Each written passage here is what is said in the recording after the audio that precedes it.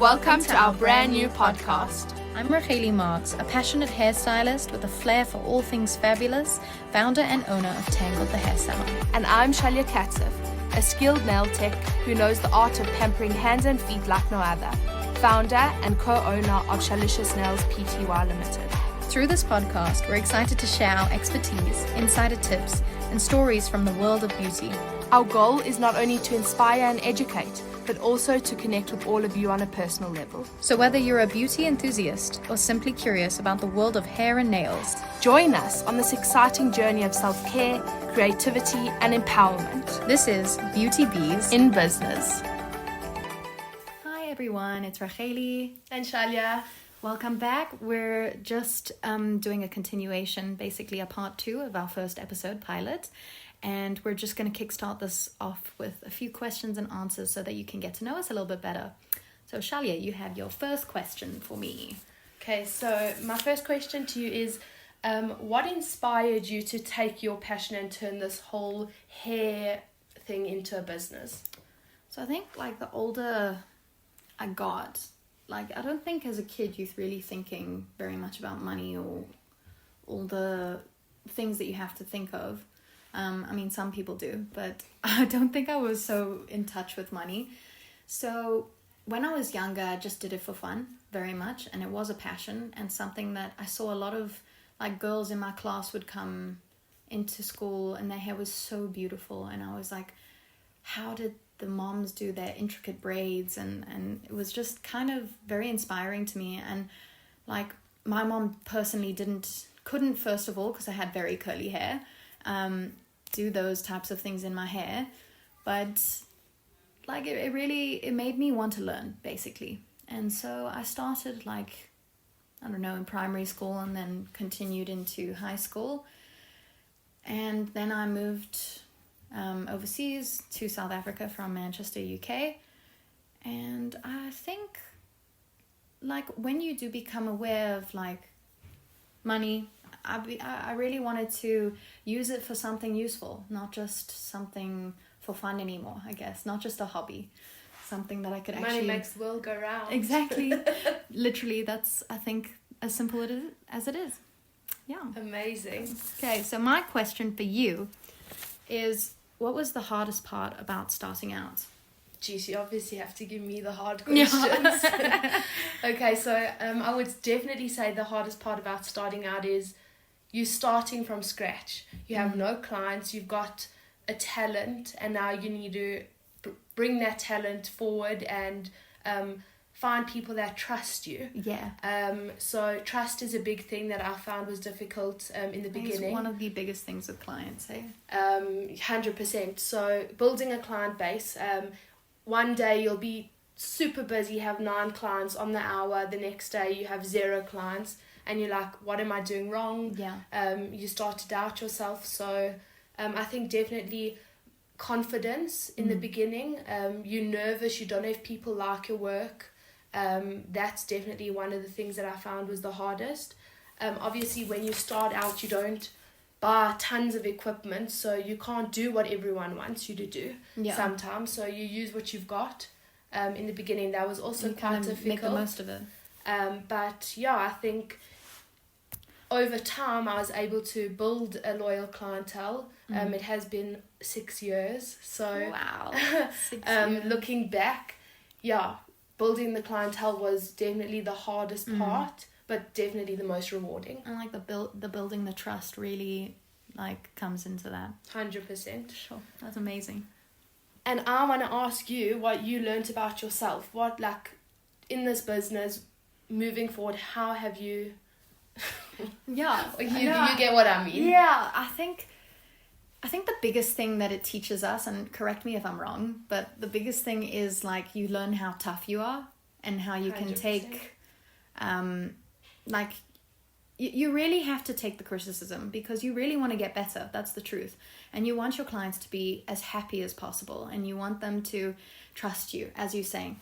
So I think probably finding out how much I could take, you know, like I have knowing your worth as well. Yeah, definitely. And also I know that there are some people who it's not for them. They don't want to work in the beauty industry because it is quite harsh in some aspects.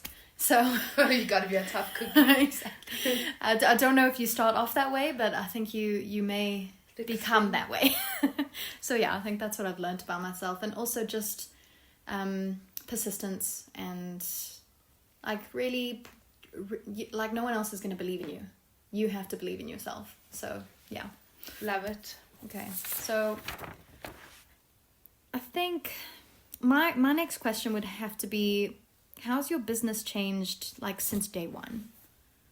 Oh wow. Okay, so like I said, I've been doing it for 6 years. You've got to start somewhere. I finished school, like I said in the first episode, and I started at home. I started as a one girl show. It's so cool. I built my one woman show. One woman show. Built my clientele, and not only has it changed in a sense of business wise, I went from being on my own to having a team. There's 14 of us. That's insane. Amazing. But well done. It's changed in a way of dynamics, but I think the core value of people coming, being pampered, feeling them, coming and feeling special, that's something that hasn't changed. I always make sure that when someone comes in, they are my priority.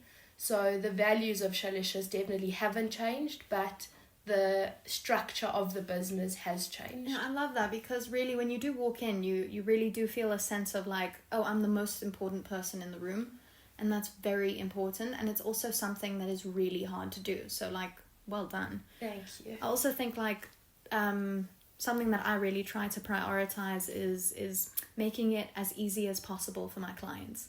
Like that's one of the things that Shatel's sort of, they're not easy. You can't do them yourself sometimes. So No. it's just making it a little bit easier for them. So it's pretty cool. Wow. Day one. Day one. Which one? Oh my gosh. So I wanted to just ask you, if I had to say to you, what advice would you give to someone that's thinking of starting their own beauty business or even business? Just some advice. So I think the best advice that someone could have told me, which you definitely did, was like, stop doubting yourself so much and start valuing the things that you have to offer. And it's quite a hard thing coming from like teenagehood, where you would do everyone's hair for free and now you're charging for it. It's like people are like, how dare you? Like, how could you charge me now? And it's really valuing your worth, and remembering how important your job is and your time is, because you're giving that time to a person, and as you get older, time isn't for free. It's not anymore. Time is valuable. It's very valuable. Time is money, and money is time. So yeah, I think to someone out there who is starting their own business, please remember to believe in yourself. As I said before, sadly, no one else is going to do it for you.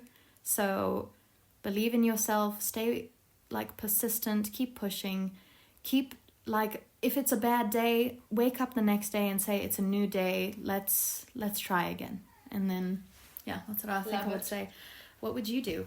What would you say to someone out there? Hey? Yeah, I think the biggest piece of advice I'd give to someone, and I gave it to you when you started, was don't give up. Yeah. When you start, it's not going to be all sunshine and rainbows. Every day is different. There are ups, downs, and those downs actually make you stronger. And if you stick to your values and stick to your morals and everything, you'll realize what's good for you, what isn't good for you. And also, when you're in a community, you automatically think everyone's going to support you. Not everyone's going to support you, and that's okay.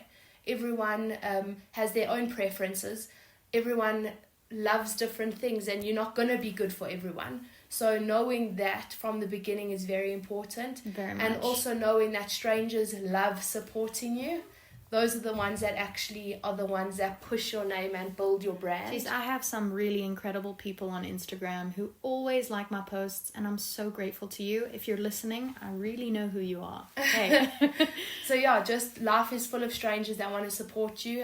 We love our loyal clients. We love our family who support us. But it isn't sad or it's not a problem for those that don't support you, because you're not going to be everyone's cup of tea.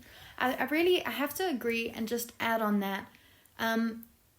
Yeah, you go in with like the idea that someone who knows you will support you, and first of all, they don't owe you anything.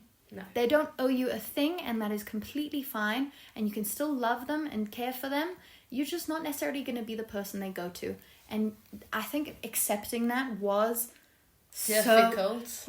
Actually, it really made me feel better about myself. Like, it made me feel like we had different experiences. Yeah, you tell them. I really felt like, wow, I feel like I'm being a mature version of myself. So like that's how I felt. And so when I do see those people who maybe came to me once and weren't happy necessarily, or not even not happy, just were happier with someone else, I'm really grateful to you for that experience, and I don't hold any negative or bad feelings towards anyone, really. So 100%. it's so nice. I love that. So guys, we're going to wrap up, keeping it short and sweet. Thank you so much for listening to all of our listeners out there. Come back for episode 3 next time, and we look forward to seeing you. Bye everyone. Thank you so much for listening. Once again, we are Beauty Bees in business.